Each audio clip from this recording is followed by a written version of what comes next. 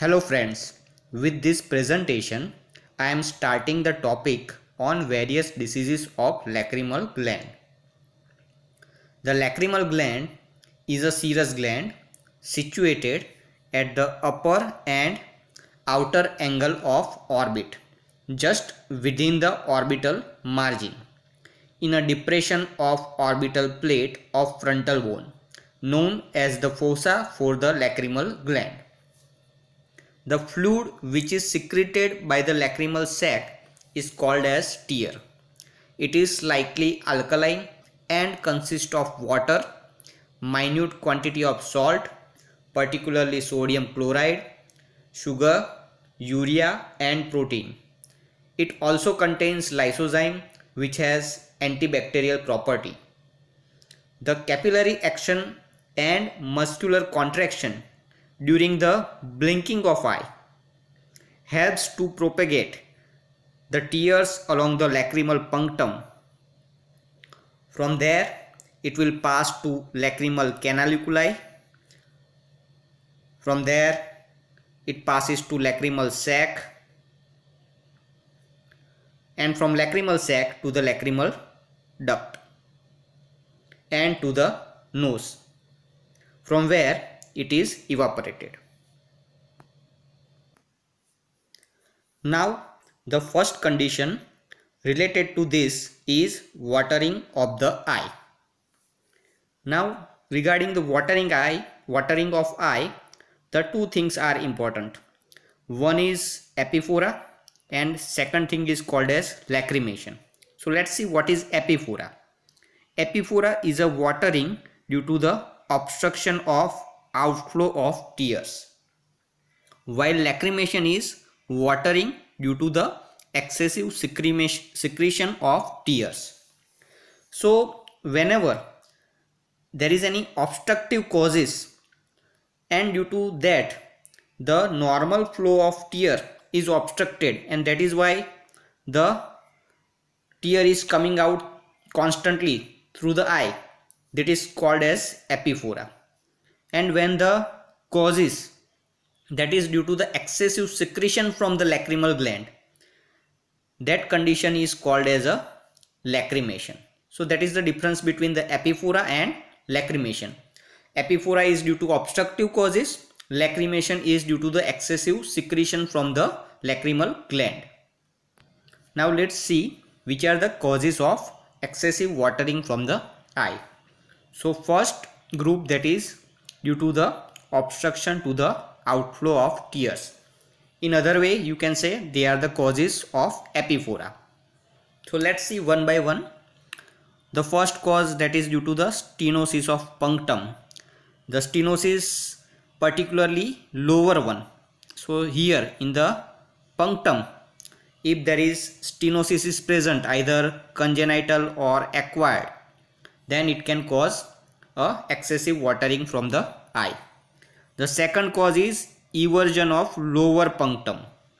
This lower punctum gets everted due to the laxity of orbicularis muscle as occurs in the senility. So in old age, due to the laxity of orbicularis muscle, the lower punctum gets everted and it may result into the excessive watering from the eye.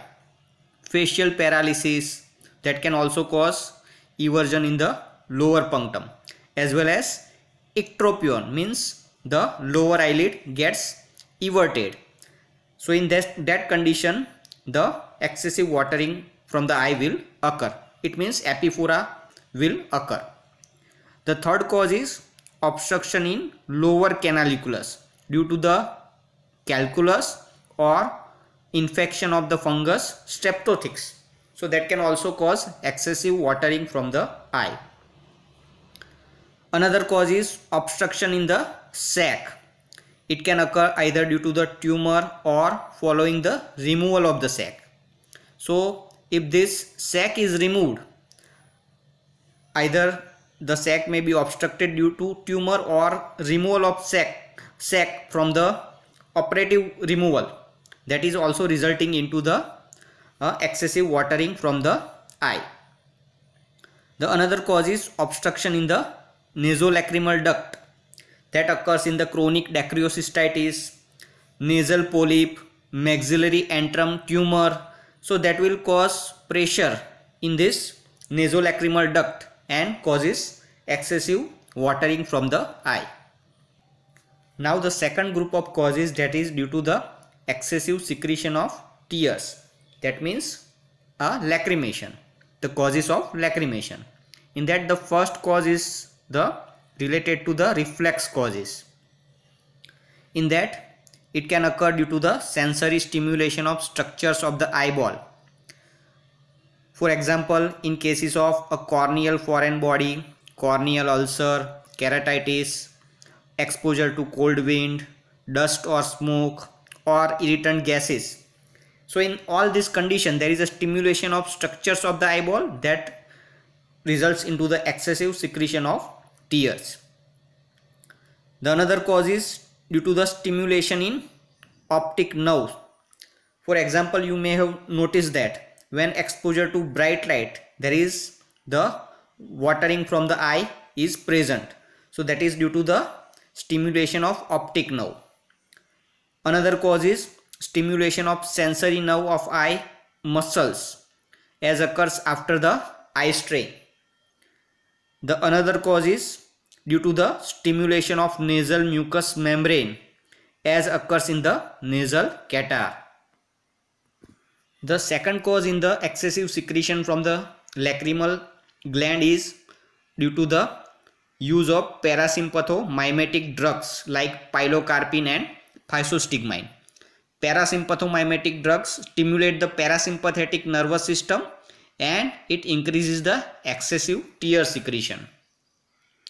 The third cause belonging to this, that is disease of lacrimal gland in the early stage of Mikulicz syndrome, which is characterized by symmetrical enlargement of lacrimal and salivary gland. Now what is Mikulicz syndrome? It is a chronic condition which is characterized by abnormal enlargement of glands of head, neck and including near the ear, particularly parotid, those around the eye like lacrimal gland, and in the mouth like a salivary gland. It is also associated with the other diseases like tuberculosis, Hodgkin's disease or SLE, etc. Now coming to the another cause of excessive secretion, that is due to the central causes. You may have noticed that whenever the person is very happy or sad, that is emotional causes, the person gets excessive tear from the eye. And psychical effects. So these are the various causes of excessive secretion of from the lacrimal gland. Now the another condition related with this topic, that is dryness of the eye. Generally, eye does not become dry even if the entire lacrimal gland is removed, because the secretions from accessory lacrimal glands like a gland of Wolfram, gland of Kruse and the mucous glands of conjunctiva are sufficient to keep the eye moist. Now let's see which are the causes leading to dryness of the eye. One of the important factor which leads to dryness in the eye is vitamin A deficiency. Advanced stage of vitamin A deficiency will result into the dryness of eye. Another cause is trachoma. Trachoma is a kind of keratoconjunctivitis with simultaneous effect on the cornea and conjunctiva, and the causative organism is chlamydia or Bedsonia group of organism. In trachoma stage 4, there is marked scarring. In that condition also there will be a dryness of eye. Another condition, that is a keratoconjunctivitis sicca, or also known as occurring in the Sjogren's syndrome, which is accompanied by lack of secretion of salivary gland and polyarthritis. Now what is Sjogren's syndrome? It is a autoimmune disease where it affects the moisture producing glands and it produces dryness of the mouth and eye. Another cause that leads to a dryness of eye, that is following the Stevens-Johnson syndrome. In Stevens-Johnson syndrome, type 4 hypersensitivity reaction. It involves the skin and mucous membrane. Up to now, we have seen the causes of excessive watering from the eye and causes of dryness of the eye. Now we will see the certain diseases related to the lacrimal gland. So here the first disease is acute dacryoadenitis. Dacryoadenitis is a acute inflammation of lacrimal gland. Acute inflammation of lacrimal gland. It is a rare condition and occurs in association with the mumps and gonorrhea. If you see the clinical features, the symptoms will be pain in the upper and outer angle of the orbit and watering, and signs will be painful swelling at upper and outer angle of orbit. The glands become enlarged and tender, and there is congestion and chemosis of the conjunctiva.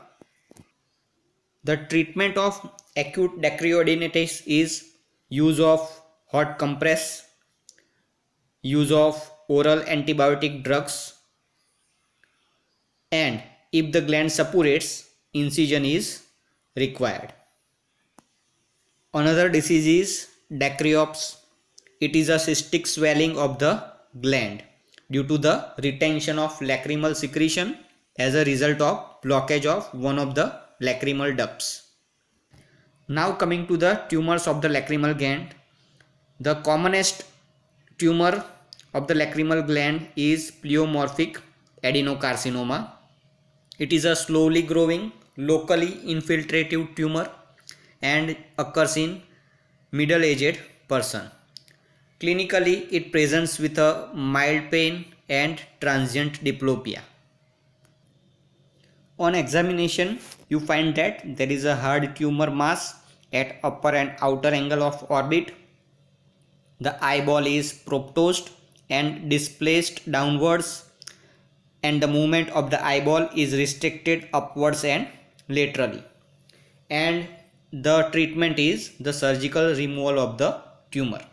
So with this slide, I complete my presentation, and in next video, I will describe other diseases of the lacrimal gland.